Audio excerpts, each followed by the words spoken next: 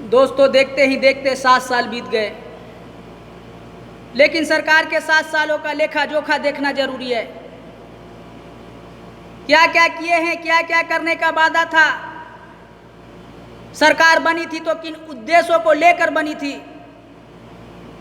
कौन कौन से वादे किए थे, कौन से वचन दिए थे, वो कितना पूरा हुआ या नहीं पूरा हुआ। आज सारे वादे वचन आपके सामने हैं। ये जाति बिरादरी संप्रदाय मंदिर मस्जिद सब अपने जगह पर है।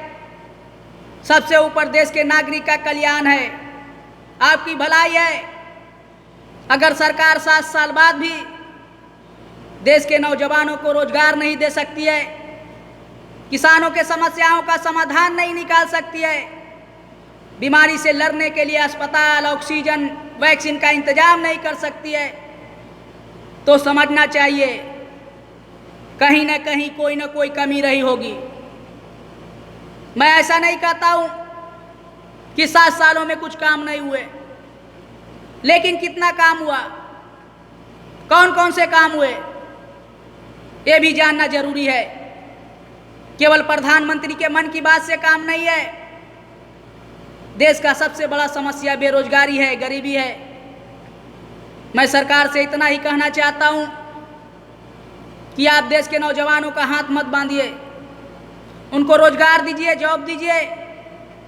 अगर सरकार इतने वादे वचन करने के बाद भी देश के नौजवानों को रोजगार नहीं दे पा रही है, तो इसका जिम्मेदार गांधी जी या नेहरू जी नहीं है, इसका जिम्मेदार सरकार है।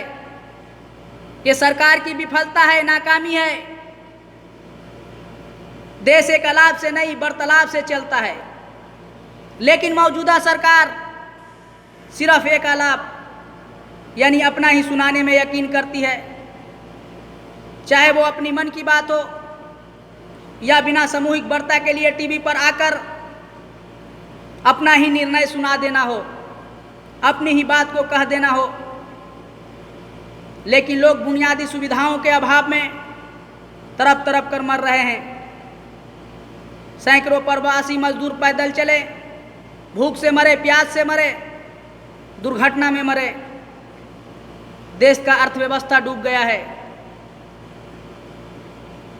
रोजगार बंद हो गए हैं, महंगाई आसमान चूम रही है,